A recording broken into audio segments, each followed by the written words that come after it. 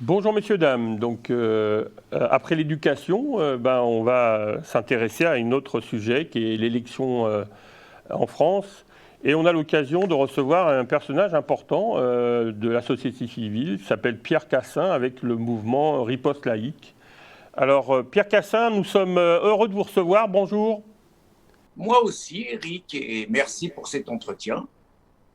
Merci à toi, Pierre. Alors, j'aimerais d'abord te présenter et puis on va faire le point un peu sur le mouvement Riposte laïque avant d'embarquer sur quelques questions qui concernent sur l'actualité, sur lesquelles nous nous sommes mis d'accord.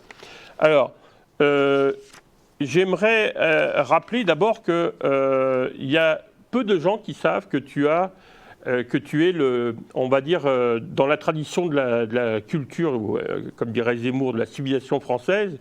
Tu es comme Proudhon, tu as une culture typographique et tu es dans cet héritage de 600 ans de tradition de l'imprimerie. Et que peu de gens savent que tu as cette culture parce que tu as fait une formation d'imprimeur et de typographe. Absolument, en 1900, de 1967 à 1970, à l'époque, il fallait 4 ans pour avoir un CAP de typographe et on ne faisait pas de faute d'orthographe, c'était même pas envisageable. Oui, Et alors ça t'a c'était servi le sûrement. plomb, et c'était la culture du plomb, une culture ouvrière dont je suis très fier. Tout à fait. Et tu fais bien. Alors moi-même, juste, cher auditeur, j'ai une formation d'imprimeur. Alors il y a une tradition dans l'imprimerie qui est le HALA. C'est pour ça qu'on s'est fait une remarque, mais le HALA à la santé du confrère. Bon, voilà. Alors, ceci étant dit, qu'est-ce qui est arrivé? Comment ça se fait que tu as eu besoin de créer ce mouvement Riposte laïque? Alors, je t'avais reçu déjà dans une autre, disons, dans un autre média, mais j'aimerais rappeler un peu pourquoi la nécessité d'avoir créé ce mouvement Riposte laïque et où il en est ce mouvement en ce moment. Alors, cela s'est fait en 2007, hein, ça fait bientôt 15 ans, et nous luttions depuis une vingtaine d'années contre l'islamisation de la France, mais avec des gens plutôt venus de la gauche et sur une base laïque. Le problème, c'était que ces laïcs voulaient rester un petit peu dans le discours laïquement correct et ne pas faire de différence entre l'islam, l'islamisation de la France et la religion juive et la religion catholique. Or, ce que nous constations, nous, et c'était bien avant les attentats, c'était bien avant Mera, Charlie Hebdo et tout, ce que nous constations, nous, à travers l'offensive du voile, à travers les émeutes régulières des quartiers, c'était que c'était l'islam qui attaquait frontalement la laïcité et plus largement les valeurs de la France. Mais à l'époque, affirmer ça vous valait rapidement les étiquettes de raciste, extrême droite, stigmatisation et tout.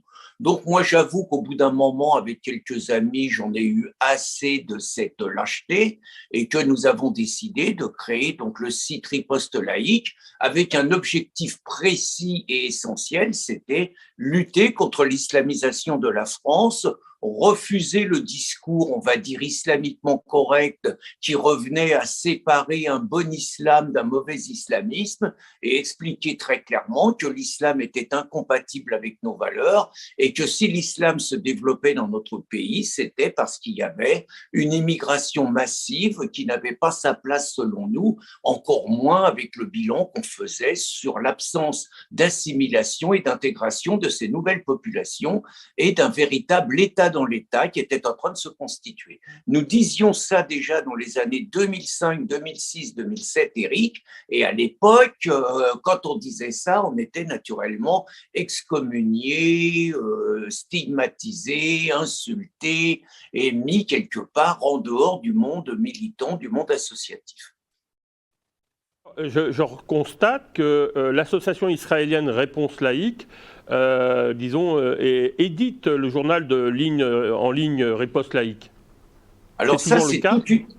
Oui, oui, oui, ça c'est toute une histoire, c'est-à-dire que nous avons rapidement goûté aux tribunaux hein, en France, c'est-à-dire que les procès ont commencé à tomber les uns après les autres, puisque c'est très simple, on va dire, grâce à la loi Pleven votée en 1972, on peut vous poursuivre devant les tribunaux si vous critiquez une religion parce qu'on va considérer par un ensemble d'enchaînements que critiquer une religion, et surtout quand c'est l'islam, c'est inciter à la haine contre les disciples de cette religion. Donc, bien évidemment, les associations dites antiracistes qui ne vivent que par nos subventions et par les procès qu'ils font aux esprits libres se sont engouffrés dans la brèche et ont multiplié les procès contre nous. Donc, voyons ça, nos amis suisses d'abord en 2012 nous ont proposé de nous accueillir et ensuite, effectivement, une association israélienne a accepté de nous héberger et aujourd'hui nous travaillons donc sous la direction de cette association israélienne qui par ailleurs nous laisse une paix royale au niveau de la liberté d'expression, mais simplement, disons que moi, je ne suis plus le directeur de publication de Riposte laïque depuis 2012, ce qui a l'air d'ailleurs de déplaire aux autorités françaises qui aimeraient bien pouvoir prouver que Pierre Cassan est toujours le rédacteur en chef de ce site, ce qui n'est pas vrai, ce qui n'empêche pas que j'ai une influence, que je fais une vidéo tous les jours, qui a sans doute un petit peu ma patte, mais en tout cas, j'en suis un contributeur actif, mais pas le directeur de publication. Mais vous avez été aussi pas mal censuré dans différents... outre la justice, vous avez été pas mal censuré sur les différentes plateformes comme Facebook. Sur Facebook, sur YouTube, sur Twitter, on se fait régulièrement virer, sachant que la répression contre ces mouvements s'accentue de plus en plus au nom des prétendues valeurs dont se réclament ces réseaux sociaux. Alors, vous êtes... Donc, dès qu'on attaque, dès qu'on remet en doute les bienfaits de l'immigration, le fait que l'islam soit une religion d'amour et que la vaccination, c'est quelque chose de bien et tout, dès qu'on remet en cause ces fondamentaux, on est immédiatement banni. Alors, je rappelle que le journal en ligne était lié d'abord avec le journal en ligne Res Publica et que ça réclamait des principes de laïcité et de républicain et réunissait des patriotes de gauche et de droite et qui n'acceptent pas l'islamisation de leur pays. C'était le point commun donc, de tous ces militants. Est-ce que vous pourriez nous donner un peu, pour finir, le nombre d'adhérents éventuellement et puis un moyen de vous rejoindre si on veut lire, parce que vous avez une plateforme avec donc, les journaux avec pas mal d'articles. Oui, Riposte laïque donc n'a pas d'adhérents. C'est un journal en ligne qui publie 20 articles par jour à peu près, rien que des exclusivités avec des bénévoles. Donc nous n'avons pas d'adhérents, nous n'avons que des lecteurs et des souscripteurs. Nous avons tous les jours entre 90 000 et 100 000 vues sur notre site. Et d'autre part, en dehors de Riposte laïque, on va dire que dans la mouvance, nous avons monté une petite boîte d'édition, les éditions Riposte laïque, qui publient à peu près 1 à 2 livres par an. Et puis, nous avons une proximité avec Résistance républicaine, qui est davantage une association tournée vers l'action, une association de terrain, qui a également un site et qui est animée par Christine Tazin. Oui. Donc, c'est les trois sensibilités de notre mouvance, on va dire. Alors, donc, pour introduire le débat par rapport, parce que je rappelle que nous sommes la veille du premier tour de l'élection française, j'imagine que, vu votre position, la candidature d'Éric Zemmour vous a enchanté. Alors, vous avez tout bon, et tu as tout bon, Éric, sachant que pour la première fois, Riposte laïque s'est engagé totalement en faveur d'un candidat. C'est-à-dire qu'habituellement, on va dire qu'on pouvait soutenir Marine Le Pen, mais ce n'était pas un soutien officiel. On pouvait publier des articles d'autres candidats de la mouvance patriote et tout. Là, réellement, parce que Éric Zemmour correspondait totalement, et je peux développer pourquoi, au candidat que nous appelions de nos voeux, nous avons vu, après un tour de table dans la rédaction, c'est clair que 95% des gens de la rédaction, on est 25 dans la rédaction, je peux vraiment vous dire que 95% de la rédaction était totalement derrière Éric Zemmour et que nous appelions de nos voeux cette candidature qui pour nous comblait un vide énorme, d'autant plus que depuis 2017, nous ne pensions pas que Marine Le Pen était la candidate qu'il fallait à la mouvance patriote, et encore plus après ses propos sur la compatibilité supposée de l'islam avec la République, après ce qu'on appelle la pasteurisation de son discours, au nom de la dédiabolisation, Marine nous désespérait un petit peu, et le débat de 2017 avait refroidi beaucoup de nos contributeurs et de nos lecteurs. Donc, Éric Zemmour était pour nous l'homme qu'il nous fallait. Nous avons soutenu. Je me suis permis, avec un ami de la rédaction, Jacques Guillemin, un colonel, de faire un livre, donc 2022, Zemmour aura le dernier mot. Et c'est clair que depuis au moins 2 ou 3 ans, avant qu'il ne se soit déclaré, nous appelions de nos voeux cette candidature, et dès qu'Éric l'a annoncé, naturellement, tous les jours, nous la soutenons de toutes nos forces. Alors, là, on est donc à la veille de la présidentielle. Alors, vous constatez qu'en fait, il y a une non-campagne pour vous, sauf Zemmour, effectivement, qui lui, vraiment soulève l'enthousiasme. Et alors que Macron refuse d'avoir éventuellement soit un débat ou. Enfin, c'est une non-campagne, quoi. Alors, c'est une non-campagne, effectivement, à l'exception d'Éric Zemmour, qui multiplie les meetings. Alors, il y a quand même une contradiction énorme, Éric, c'est que plus Éric Zemmour réussit ses meetings et plus il baisse dans les sondages. C'est-à-dire qu'on a, alors effectivement, Macron refuse tout débat, mais le moins qu'on puisse dire, c'est que, à part Mélenchon, qui fait également une campagne et dont on voit les militants sur le terrain, nous assistons effectivement à une non-campagne. Et nous avons du mal à comprendre, dès qu'Éric a annoncé sa candidature, il est passé de 3% à 17% en quelques semaines, il était annoncé au deuxième tour.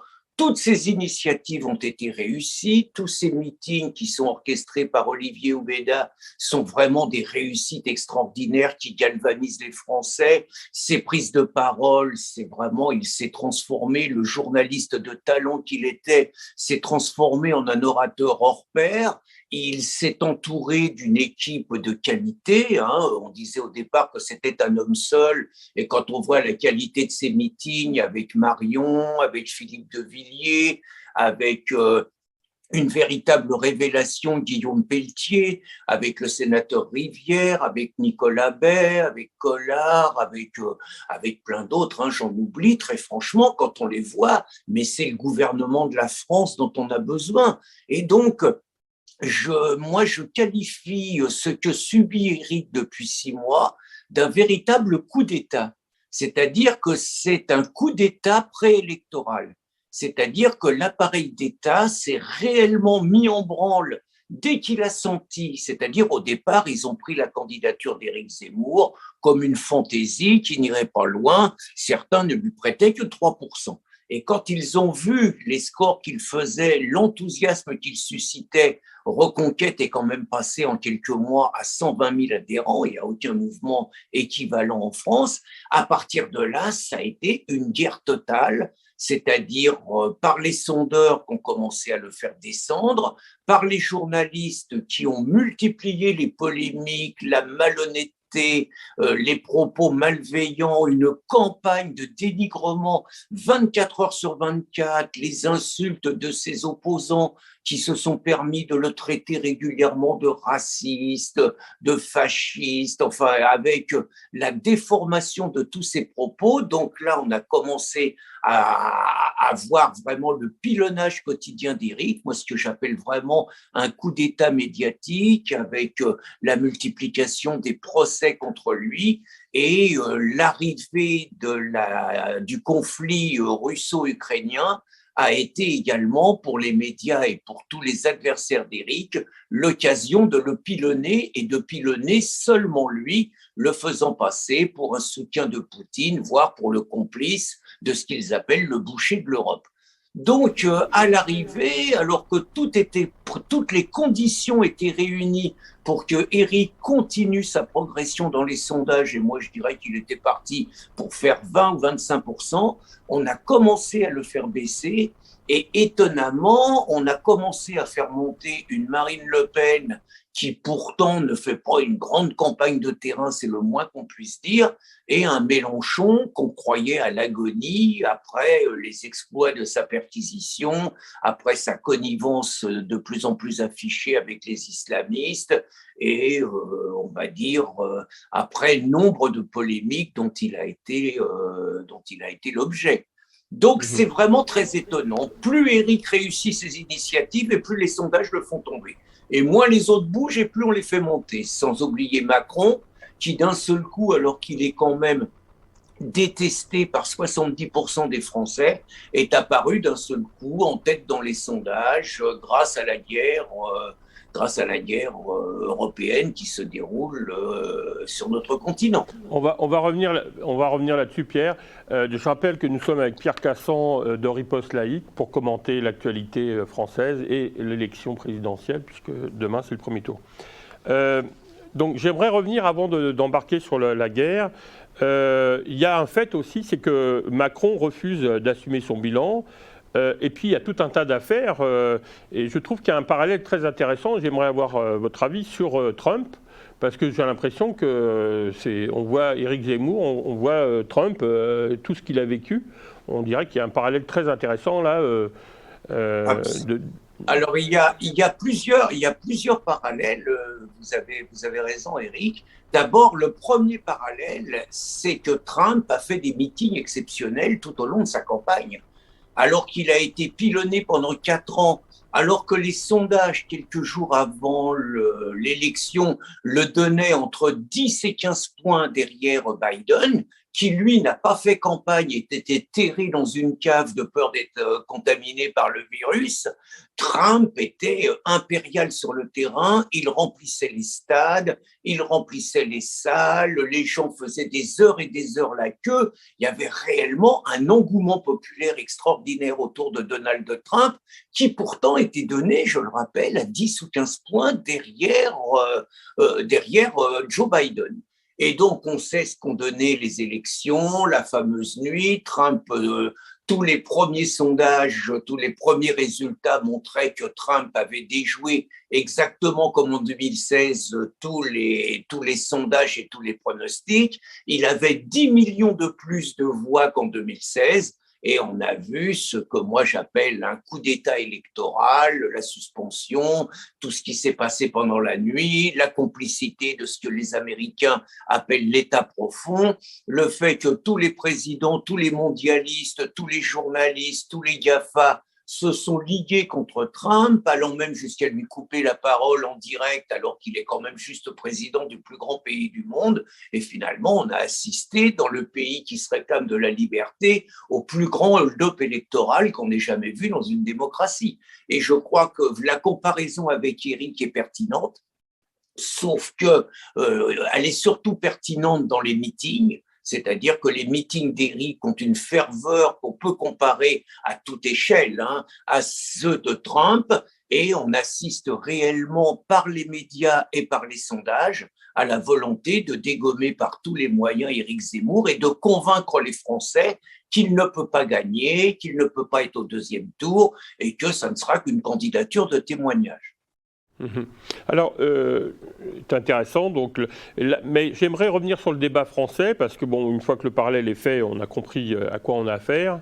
Il y a aussi un refus de Macron d'assumer son bilan, puis il y a tout un tas d'affaires qui sortent, qui sont en parallèle d'ailleurs avec celle du fils de Biden par rapport à son ordinateur, où on découvre, et que ça confirme aussi que c'est bien Clinton qui a monté le dossier donc russe. Et donc ils ont été condamnés d'ailleurs récemment, mais aussi que Biden était donc corrompu. Et on voit bien qu'il y a un parallèle à faire aussi avec l'affaire de McKenzie, mais aussi quand il était secrétaire d'État et ministre de l'économie, quand il a vendu certaines compagnies françaises. Alstom, c'est ça. Alors, j'aimerais avoir votre commentaire là-dessus, parce qu'il y a un silence de la presse et des juges, ça revient un peu à ce qu'on vient de dire, mais avec une manipulation des sondages, enfin, tout est lié, semble-t-il.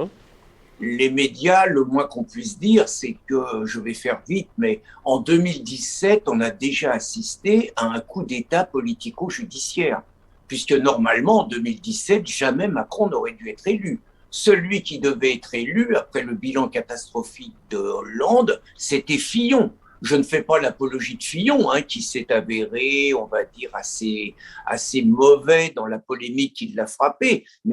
Mais Fillon a été dégommé en plein vol par le canard enchaîné et par le parquet national financier créé par la gauche. Et sinon, Fillon se retrouvait à l'Élysée sans problème. C'est intéressant d'ailleurs dans le contexte de la guerre, c'est que Fillon, ce qu'on reprochait à Fillon, c'était des propos un peu vifs sur l'islamisation de la France et surtout une connivence avec les Russes qui n'était pas du tout dans l'air du temps de la politique européiste, mondialiste et tout. Donc, juste cette parenthèse, les journalistes ont été parfaitement complices de la montée de Macron et de la victoire de Macron et du lynchage de Fillon. Et donc, on a vu que pendant ces 5 années, Macron a bénéficié d'une impunité et d'une protection totale de la part du monde de la presse, qu'on l'a laissé massacrer des gilets jaunes, maltraiter cette révolte venue du peuple, instrumentaliser des gauchistes pour torpiller le mouvement et bénéficier d'une impunité totale alors qu'ils s'en prenaient à la police et qu'ils massacraient des banques, des commerces et tout et tout. Donc, et sans parler naturellement de la dictature sanitaire qui a frappé la France pendant 2 ans, où toute la presse était derrière la politique très liberticide de ce régime et derrière surtout la connivence avec les grands laboratoires pharmaceutiques qui nous ont amenés finalement petit à petit à la vaccination obligatoire en interdisant aux médecins de soigner, c'est quand même un truc inique, et toute la presse a été derrière Macron, qualifiant de complotiste obscurantistes les quelques personnes, comme le professeur Raoult, hein, juste des éminences au niveau mondial, qui se permettaient de remettre en cause la doxa officielle. Donc Macron a bénéficié d'une protection, vous parliez d'Alstom, le scandale des cabinets conseils, ou alors qu'on raconte aux Français qu'il faut faire des économies, qu'on a piqué 5 euros d'APL à tous les Français, mais on file des centaines et des centaines de millions, voire des milliards, à des cabinets conseils qui n'ont pas d'autre utilité que d'impulser quelque part la politique du gouvernement, alors qu'on a quand même en France un paquet de comités Théodule et de hauts fonctionnaires dont normalement on peut penser qu'ils sont payés pour ça. Donc les réseaux sociaux ont réussi à sortir ces affaires. Ça, c'est la première chose. Et il y a quand même eu un petit peu, on va dire, de fissures dans la presse officielle qui font que cette affaire qu'ils voulaient enterrer avant le premier tour, aujourd'hui sort avec vraiment beaucoup de force et que beaucoup de scandales, beaucoup de choses ressortent. Par exemple, la décapitation de l'enseignant Samuel Paty il y a 1 an, on commence à voir que c'est la direction de l'éducation nationale qui non seulement n'a rien fait pour protéger cet enseignant, mais qui l'a réellement livré en pâture. On commence à voir ce jeune juif, là ça fait un scandale, Jérémy Cohen, on commence à voir donc un môme massacré par des islamistes, par des racailles en plein Bobigny qui s'en va, qui est percuté par un autobus et le pouvoir, pour ne pas faire le jeu de ce qu'ils appellent l'extrême droite, le pouvoir a cherché à totalement occulter l'agression dont le gamin avait été victime. Donc vous voyez, vous avez quand même un ensemble d'éléments qui ne sont pas bons pour Macron, qui apparaît quand même en difficulté ces derniers jours. Je crois que c'est quelque chose d'important à intégrer pour bien comprendre ce qui se passe. Tout le monde donnait Macron gagnant haut la main et tout, alors que c'est vraiment le président le plus détesté qu'il n'y ait jamais eu en France. Et là, on se pose des questions. Mais les questions qu'on se pose, c'est instrumentalisé aussi par le fait qu'on fait monter Marine et qu'on fait monter Mélenchon et qu'on fait descendre Éric Zemmour. Donc, c'est d'autant plus, on va dire, sournois que ça encourage, il y a deux inquiétudes. C'est d'abord que Macron repasse, mais aussi on agite l'épouvantail d'un deuxième tour possible, Macron-Mélenchon. ce qui, pour tous les Français qui se battent contre le grand remplacement, contre l'islamisation de notre pays et tout, c'est les deux pires collabos qu'il puisse y avoir. Donc, il y a une angoisse chez beaucoup de Français qui se disent « Oh là là, nous, on voulait voter Éric Zemmour, mais voter Éric Zemmour et prendre le risque de se prendre un deuxième tour Macron-Mélenchon, c'est dangereux, on va voter Marine. » Vous voyez l'instrumentalisation, la manipulation des sondages et comment journalistes et sondeurs sont liés pour quelque part affaiblir, rendre inutile le vote pour le seul candidat qui dérange réellement le système, il faut le dire comme ça. Très bien. Et c'était intéressant votre parallèle avec Fillon, mais aussi avec Mitterrand, qui a utilisé le Parti communiste qui a créé le Front National pour faire monter le parallèle. Et à chaque fois, on a le Front républicain derrière, avec un déni démocratique, effectivement. Alors, je voudrais revenir sur la guerre, avant de finir sur l'immigration. Je voulais avoir la position de Riposte Laïque sur l'intervention de la Russie en Ukraine. C'est un peu compliqué, donc on va rester sur les grandes perspectives. Vous avez dit que effectivement ça a une influence sur l'élection présidentielle, parce que comme ça évite de parler trop des problèmes. Qu'est-ce que vous pensez de cette intervention de la Russie en Ukraine ? Alors, je crois savoir que la semaine prochaine, vous allez peut-être recevoir Guy Millière. Oui. Et disons que nous, c'est tout le contraire de Guy Millière. Voilà, donc nous voyons la situation dans un affrontement mondial entre les mondialistes, ceux qui veulent imposer la libre circulation des marchandises et des personnes, ceux qui veulent un gouvernement mondial, ceux qui veulent détruire l'identité des peuples, ceux qui imposent l'invasion migratoire et l'islamisation aux pays occidentaux. Donc, tous ceux que nous combattons de toute notre force et ce que j'appelle les patriotes et qu'eux, ils appellent les populistes, l'extrême droite, etc., etc. Oui, aussi. Et moi, très franchement, je comprends, non seulement je comprends, mais j'approuve totalement l'attitude de la Russie. Et je ne dis pas ça parce que le site Riposte Laïque aujourd'hui est hébergé en Russie.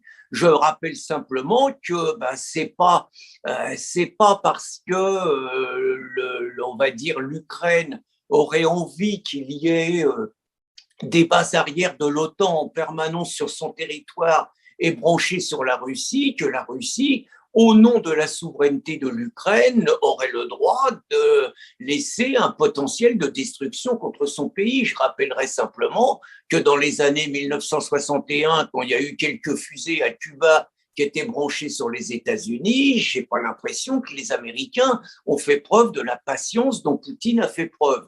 Donc, moi, je vois dans la volonté des mondialistes, et on vient de le vérifier avec le vote hongrois, qui est quand même des plus intéressants, c'est-à-dire que les Hongrois viennent de décider, alors que les sondages, et je reviens sur les sondages, Eric, les sondages expliquaient que ce coup-là, Orban, il allait avoir chaud aux fesses, que toute l'opposition de ce qu'on appelle l'extrême droite à l'extrême gauche s'était unie contre Orban. Il avait affaire à 6 personnes, à un rassemblement de 6 organisations et tout. Orban n'a jamais fait un tel score et Orban a déjoué tous les pronostics et a gagné haut la main. Et vous voyez, Orban gagne, c'est le respect du suffrage universel et des Hongrois. Je rappelle qu'Orban est le seul chef d'État européen qui a fait un référendum sur l'immigration, également, parenthèse. Et donc, dès le surlendemain, donc Ursula von der Leyen, au nom de l'Union européenne, annonce qu'elle coupe les subventions à Orban parce que les Hongrois ont mal voté.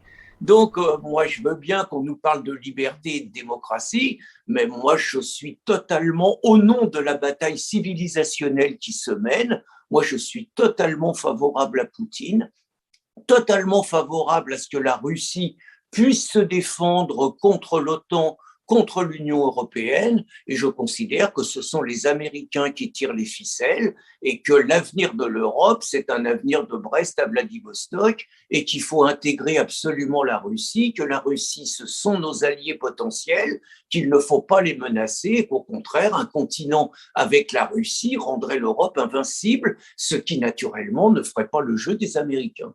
Donc moi, je tourne pas autour du pot. Je suis entièrement favorable à Vladimir Poutine et j'espère que Vladimir Poutine gagnera ce bras de fer et cette action, pour moi, de légitime défense qu'il a engagée en Ukraine. Et je ne développerai pas qui est le personnage Zelensky qu'on présente un petit peu comme le sauveur des Ukrainiens et un président courageux, alors que c'est un corrompu de première qui, pour moi, n'a pas sa place à la tête d'un État. Quoi. Voilà.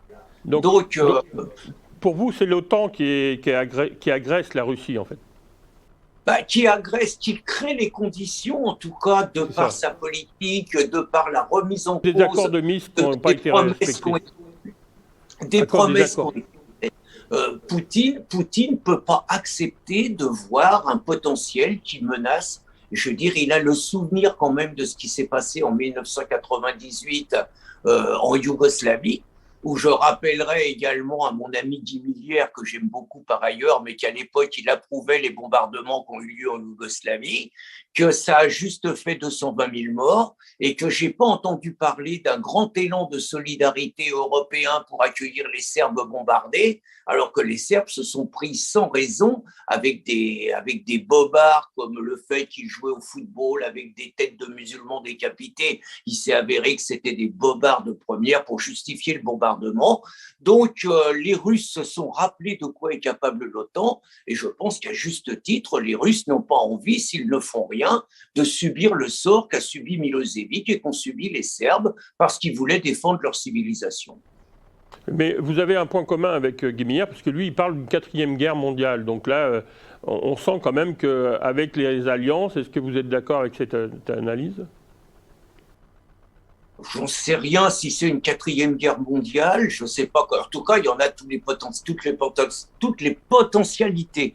Mais on a beaucoup de choses en commun avec Guy. Hein. On aimait Donald Trump. On est effondré par le hold-up électoral qu'il y a eu. On refuse l'islamisation de nos pays. On refuse le travail de destruction de la gauche de nos civilisations. Ça, oui. Mais j'avoue que je comprends mal le soutien inconditionnel de Guy à l'OTAN parce que les États-Unis de Biden, ce n'est pas les États-Unis de Donald Trump. Et je suis convaincu que si c'était Donald Trump qui était à la tête des États-Unis, il n'y aurait pas la politique agressive de l'OTAN contre la Russie à laquelle nous assistons aujourd'hui. C'est un point intéressant que vous abordez et que vous soulevez. Donc, ça serait plutôt la politique de Biden et sa volonté aussi de changer l'ordre mondial à l'initiative d'Obama et de son équipe. Écoutez, les démocrates qui normalement sont des gens de gauche déclenchent toujours des guerres quand ils arrivent au pouvoir et ils sont complètement dans la politique de l'hégémonie américaine. Hein. Alors que Donald Trump, qui a fait effectivement sa campagne sur les États-Unis d'abord, moi je constate que pendant son mandat, il n'y a absolument pas eu le développement de guerre mondiale, qu'il a au contraire rapatrié ses soldats et qu'il était plutôt dans une logique, on se replie sur les États-Unis, peut-être qu'on prépare l'affrontement avec la Chine, c'est autre chose, mais on ne se comporte plus en gendarme du monde. Voilà, c'est juste une différence. Et d'ailleurs, je pense que pour les mondialistes, pour l'État profond, la victoire de Trump en 2016 a été une catastrophe, qu'ils ont perdu 4 ans par rapport à leurs intentions bellicistes contre la Russie, et que le fait qu'ils aient gagné dans les conditions qu'on a décrites, qu'ils aient volé l'élection, fait qu'immédiatement, on voit les démocrates sont au pouvoir, et exactement comme ce sont des démocrates qui ont bombardé la Serbie, eh bien ce sont les démocrates qui redéclenchent une politique belliciste contre la Russie et qui par ailleurs cherchent à implanter des enclaves musulmanes au cœur de l'Europe, hein, c'est aussi intéressant à voir, Kosovo, et donc à jouer sur le changement de peuple et de civilisation en Europe aussi. Quoi. Donc, moi, je vois que les États-Unis démocrates, c'est pas les mêmes que les États-Unis républicains. Tout à fait. Vous avez raison de soulever ce point-là. Donc l'immigration, justement, on va finir là-dessus. Vous dites qu'il y a l'ensauvagement de la France qui s'accélère. On a parlé de 2 millions de nouveaux venus majoritairement africains en 5 ans. Et il y a un article sur votre site, on parle le grand remplacement des églises par les mosquées. Est-ce que vous légitimez cette position? Oh, c'est monstrueux, imposé. Il faut quand même rappeler que suite notamment on va dire, aux problèmes sanitaires qui nous ont frappés depuis 2 ans, il y a 9 millions de Français qui vivent dans une situation de pauvreté. Il y a 6 millions de personnes qui n'ont pas d'emploi. Il y a des centaines de milliers de petits commerces, de petites entreprises qui ont fait faillite. Vous avez 5 millions de Français qui n'ont pas les moyens de se payer une mutuelle. Par exemple, vous avez des Français qui meurent sur les trottoirs, des SDF qui sont presque tous français, et dans le même temps, je ne sais pas si vous vous rendez compte de ce que ça représente, 2 millions de nouveaux venus en 5 ans, ça fait 400 000 par an. 400 000, c'est l'équivalent de la 5e ville de France, Toulouse ou Bordeaux. Et vous avez ça tous les ans. Et bien évidemment, qui paye ça? Ce sont naturellement les Français. Qui devient prioritaire par rapport au logement social? Ce sont les nouveaux venus, par ailleurs majoritairement africains et par ailleurs majoritairement musulmans. C'est donc dans une période où nous avons subi déjà les attentats de Mera, de Charlie Hebdo, de Nice, du Bataclan, sans parler du Père Hamel, sans parler des gendarmes, et sans parler de tous les jours l'ensauvagement qu'il y a, vous avez une explosion de la délinquance. La France est un pays où vous avez 120 coups de couteau par jour, vous avez 400 viols par jour, vous avez 13 000 cambriolages par jour. C'est une vérité que seul Éric Zemmour décrit, et naturellement on lui dit qu'il stigmatise la peur, qu'il stigmatise la haine, mais c'est la vérité. Et les gens qui nous gouvernent de manière criminelle, je crois qu'il faut savoir appeler un chat, de manière criminelle, exposent de plus en plus les Français, les Françaises, nos jeunes, nos enfants dans les écoles et tout, à la violence, aux agressions de personnes qui n'ont pas nos coutumes, qui n'ont pas nos rapports aux femmes et qui, quelque part, considèrent notre bonne éducation comme une faiblesse et considèrent les petits blancs comme des babtous qu'on peut racketter, sur lesquels on peut taper. Ce qui se passe en France est monstrueux et criminel. Oui, alors Pierre, on va conclure, malheureusement c'est tout le temps qu'on avait. J'aimerais juste pour conclure, faites-nous une prévision pour le premier tour pour demain. Qu'est-ce que vous en pensez? On va conclure là-dessus. Je rappelle qu'on est avec Pierre Cassan de Riposte Laïque. Écoutez, Éric Zemmour, je fais vite, Éric Zemmour disait que le soir du 2e tour, parce qu'il ne doute pas de ne pas être au 2e tour, le soir du 2e tour, il serait soit président de la République, soit chef de l'opposition. Je rêve, très franchement, alors je vous dis ce que je rêve, d'un 2e tour Marine contre Éric Zemmour. Je rêve d'un 2e tour comme ça, et je rêve de voir la gauche appeler à voter Marine pour lutter contre le fascisme. Bon, ça, c'est un petit plaisir. Je serais content d'un 2e tour. Je serais content d'un 2e tour Macron-Zemmour. Très franchement, pour moi, c'est l'affrontement de 2 modèles de civilisation et je suis convaincu que Zemmour peut battre Macron. Très bien. Merci beaucoup, Pierre. Je rappelle que vous êtes avec Pierre Cassan. Merci, Pierre. Et donc, bonne continuation avec Riposte Laïque. Merci, Eric. À bientôt. Merci, messieurs, dames, et au plaisir.